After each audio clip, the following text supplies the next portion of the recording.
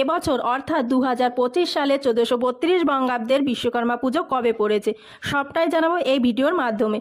তো নমস্কার বন্ধুরা, দোলামণ্ডল চ্যানেলে আপনাদের সবাইকে অনেক অনেক স্বাগত। আশা করি বন্ধুরা আপনারা সবাই ভালো আছেন এবং সুস্থ আছেন। ভিডিওটি ভালো লাগলে লাইক এবং কমেন্ট করবেন। আমার চ্যানেলে নতুন বন্ধু হয়ে থাকলে চ্যানেলটি অবশ্যই সাবস্ক্রাইব করে আমার পাশে থাকবেন। আমার সকল বন্ধুদের কাছে অনুরোধ রইল ভিডিওটি প্রথম থেকে শেষ পর্যন্ত দেখার। চলুন বন্ধুরা ভিডিওটির মূল পর্বে যাওয়া যাক। বিশ্বকর্মা পুজো হলো ভগবান বিশ্বকর্মার উদ্দেশ্যে উৎসর্গকৃত একটি বিশেষ দিন, যিনি বিশ্বের স্রষ্টা এবং কারুশিল্পের দেবতা হিসাবে পরিচিত। পুরাণ অনুযায়ী ভগবান বিশ্বকর্মা কৃষ্ণের শাসনাধীন পবিত্র দ্বারকা নগরী নির্মাণ করেছিলেন এবং দেবতাদের জন্য বিভিন্ন প্রয়োজনীয় অস্ত্র তৈরি করেছিলেন। বিশ্বকর্মা দিবস প্রতি বছর বিশ্বকর্মার জন্মবার্ষিকী হিসাবে উদযাপিত হয়।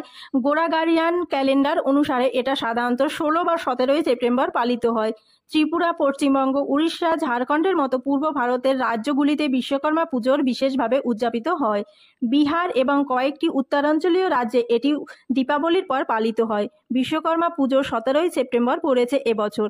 রাজস্থান, হরিয়ানা ও পাঞ্জাবে ছুটির দিন হিসাবে পালিত হবে। বিশ্বকর্মাকে স্থাপত্য ও যান্ত্রিক কর্তা এবং কারুশিল্পের দেবতা হিসাবে শ্রদ্ধা করা হয়। যান্ত্রিক শিল্পের সঙ্গে জড়িত মানুষরাই এই দিন তাদের কাজের উন্নতি ও সাফল্যের জন্য পুজো ও প্রার্থনা করে থাকেন। ভোরবেলা ঘুম থেকে উঠে কর্মক্ষেত্রে পরিষ্কারভাবে সাজানো হয়। সরঞ্জাম এবং যন্ত্রপাতি পুজো করার আগে ব্যবহার হয় না। হাতিয়ার ও যন্ত্রের পূজা করা হয় এই দিন। ভগবান বিশ্বকর্মার মূর্তি সাজানো হয়, প্যান্ডেলে স্থাপন করা হয় এবং পুজো করা হয়। পুজোর পরে মিষ্টি ও ফলমূল নিবেদন করা হয় এবং প্রসাদ বিতরণ করা হয়। শ্রমিক এবং মালিকারা একত্রে সুস্বাদু ভোজন অংশগ্রহণ করেন। এই দিনটি হিন্দু ধর্মের অনুসারীদের কাছে অত্যন্ত মূল্যবান। ঋগ্বেদে বিশ্বকর্মার অবদানের মহিমা বর্ণিত রয়েছে।